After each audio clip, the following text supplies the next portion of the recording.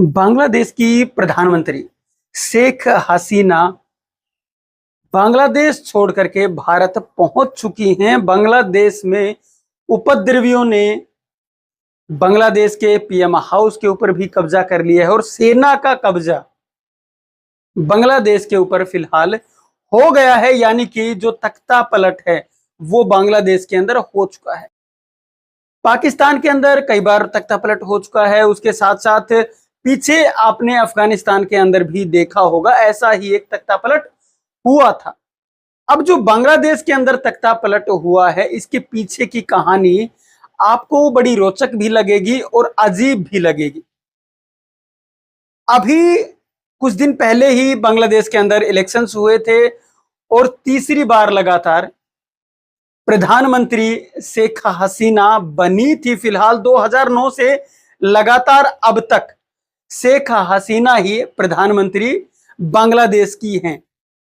लेकिन धीरे धीरे करके जो चाइना है उसका बड़ा रोल है इसके अंदर। जो चाइना है वो धीरे धीरे अपनी जो जड़ें हैं वो बांग्लादेश के अंदर जमा रहा था और वो बांग्लादेश को काफी मोटा कर्जा जो है वो दे चुका था और उसी की भरपाई करने के लिए उसने बांग्लादेश के अंदर कई जो परियोजनाएं हैं वो चलाई थी। और चाइना का जो मेन मोटिव होता है वो यही होता है, किसी देश को कर्जवान बना करके उसके अंदर घुस जाना और उसके बाद में जो अपनी परियोजनाएं हैं वो चलाना और किस तरीके से उस पूरे देश के ऊपर कब्जा किया जा सके। ये चाइना की जो पॉलिसी है वो होती है और यही पॉलिसी जो है इसका जिक्र अभी कुछ दिन पहले जुलाई में ही एक सांसद जो कि अमेरिका के हैं, अमेरिका की संसद के अंदर ये सवाल उठा था कि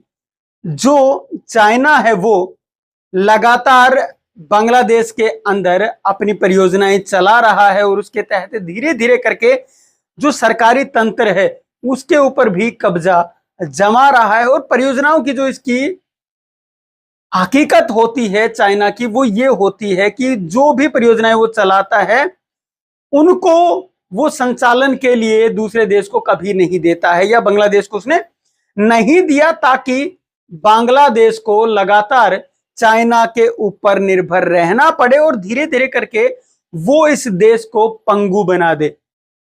और यही बात जो है वो अमेरिका को अखर रही थी कि कैसे जो चाइना है वो इसके ऊपर कब्जा करता जा रहा है। क्योंकि दोनों ही देशों की, अगर आप चाइना की बात करें या अमेरिका की बात करें, ये दोनों ही जो देश हैं वो दूसरे देशों के ऊपर धीरे धीरे करके कब्जा करना चाहते हैं। और जो चाइना की है पॉलिसी कि वो अपने विस्तार को बढ़ाए या विस्तारवादी जो उसकी छवि है वो यही है कि वो दूसरे देशों के ऊपर धीरे धीरे करके कब्जा करता है। और अमेरिका भी चाहता था कि वो बांग्लादेश के अंदर अपना प्रभाव बनाए और कुछ दिन पहले ही जो है वो अमेरिका ने भी अपने एयर स्पेस के लिए, एयरबेस बनाने के लिए वहां पे जगह मांगी थी, जिसके लिए कि बांग्लादेश ने मना कर दिया था।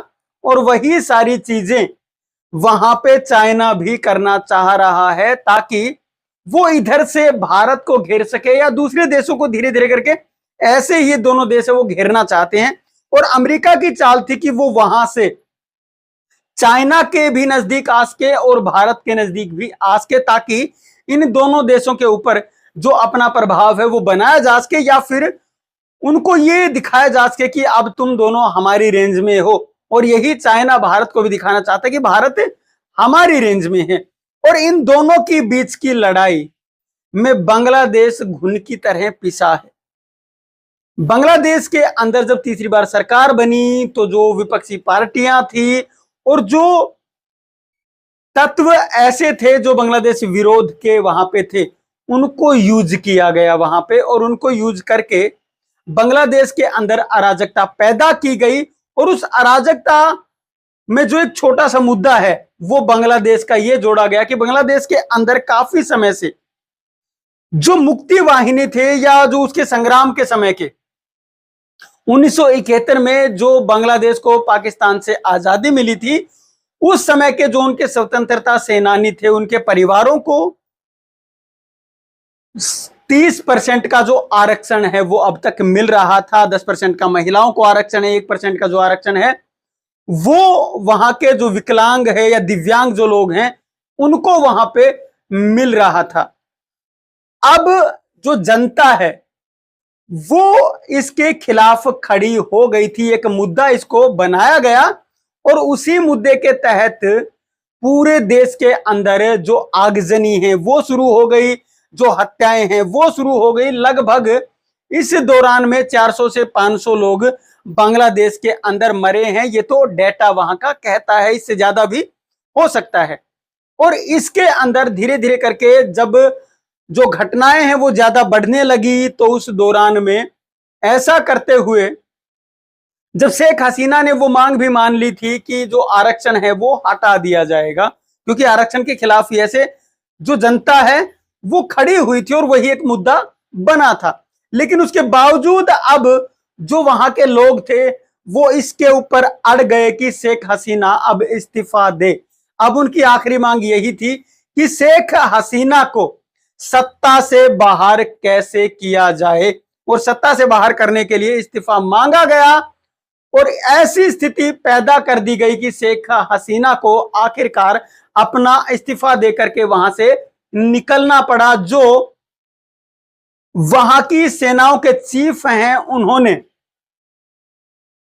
साफ तौर पे अल्टीमेटम दिया 45 मिनट का शेख हसीना को कि 45 मिनट के अंदर शेख हसीना देश छोड़ दे, और शेख हसीना ने ठीक वैसा ही किया, इस्तीफा देकर के वहां से देश छोड़ दिया गया और वहां से वो अगरतला होते हुए अब दिल्ली के लिए रवाना हो चुकी है, दिल्ली पहुंची।